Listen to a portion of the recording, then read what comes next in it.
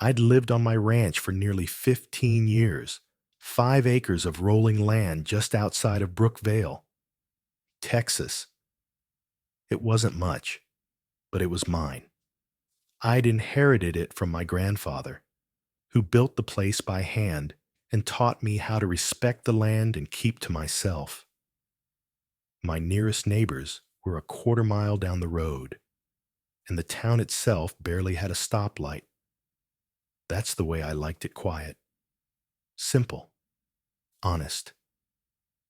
But that piece started unraveling the day Patricia Langley showed up with her clipboard and a smile that didn't quite reach her eyes. Patricia claimed to be president of the Brookvale Community Council. I'd never heard of it before, and neither had my neighbor Glenn, who's lived here even longer than I have. She moved into a modular home at the edge of the neighborhood and started walking around like she owned the place, handing out citations for unkempt yards, unapproved fencing, and violations of community decorum. I mostly ignored her until the morning I woke up to find my gravel driveway replaced by a jet black strip of asphalt running straight through my front yard like a scar. There was no warning, no notice. Just 3 guys in reflective vests laying down tar and a big sign that said, "Community Fitness Path, Motor Vehicles Prohibited." I stood at the window in disbelief, clutching my coffee as steam rose from the fresh pavement. Patricia stood nearby, waving at me like we were old friends. She was wearing this outdated navy blazer with a laminated name tag that read, "BCC Chairwoman." I walked outside, still half asleep, and asked her what the hell was going on. She barely blinked. "Mr.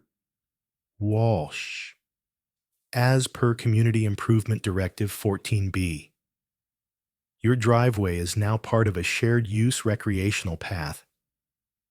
It's part of our Neighborhood Enhancement Initiative." I laughed. I thought she was joking. This is my driveway. This is private land. You can't just take it. She held up a document and said, "Your property now falls within the newly drawn Brookvale community boundaries. You'll receive a bill for the improvement shortly, plus a $600 monthly maintenance fee." Then she tapped the asphalt with a silver pointer and added, "Also, no farm equipment or heavy-duty vehicles will be permitted moving forward." My mouth went dry. My truck was in the garage. My only way out was now this so-called jogging path. I wasn't just angry, I was stunned. And worse, I felt powerless. I could almost hear my grandfather's voice echoing in my head. "A man's land is sacred. Don't ever let anyone take it from you." I reached out to my lawyer, Hank McBride, who's known my family since I was a kid. He took one look at the directive Patricia had handed me and said it was nonsense. The BCC wasn't a real HOA, no incorporation, no legal filings, nothing in the county records. Just a made-up organization run by a woman with too much free time and a thirst for control. While Hank worked on the legal side, I turned to something more tangible: my grandfather's 3 vintage tractors, a 1960s Ford Workmaster, a mint-condition John Deere 4020, and a roaring Massey Ferguson 165. These weren't just machines, they were heirlooms, symbols of our family's grit. If Patricia wanted to play games, I'd give her a show she'd never forget. By the following morning, I'd positioned all 3 tractors directly across the jogging path, side by side, from fence to fence. The smell of diesel filled the air as I fired them up at 6A, May, sharp, the engines rumbling loud enough to shake windows.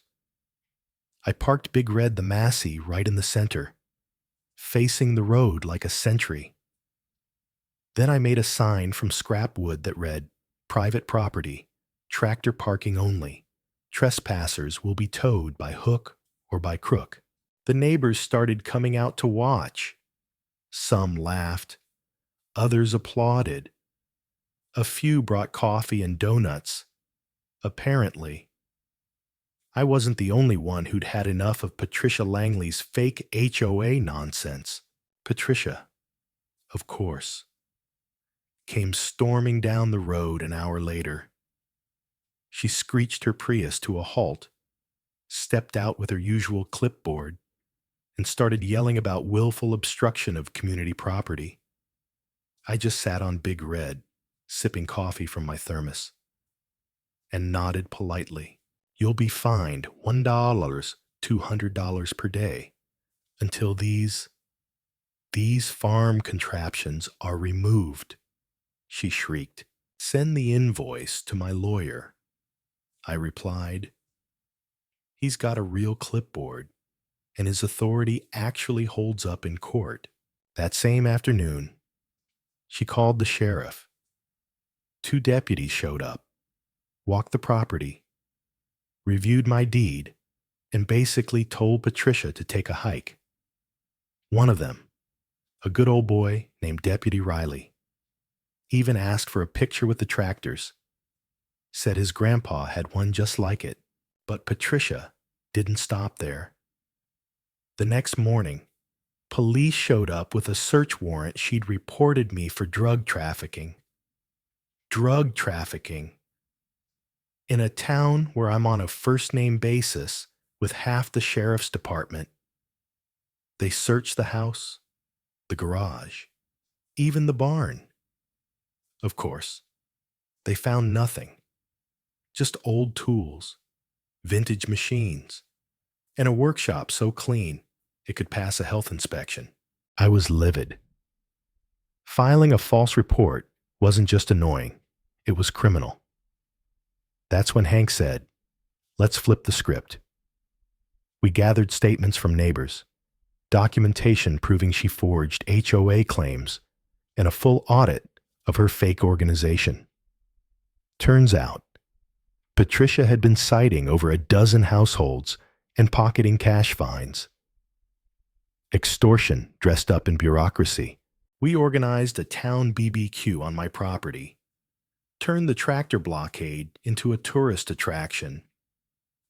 I brought in a local food truck, cleaned up the lawn, and invited the Channel 9 news team.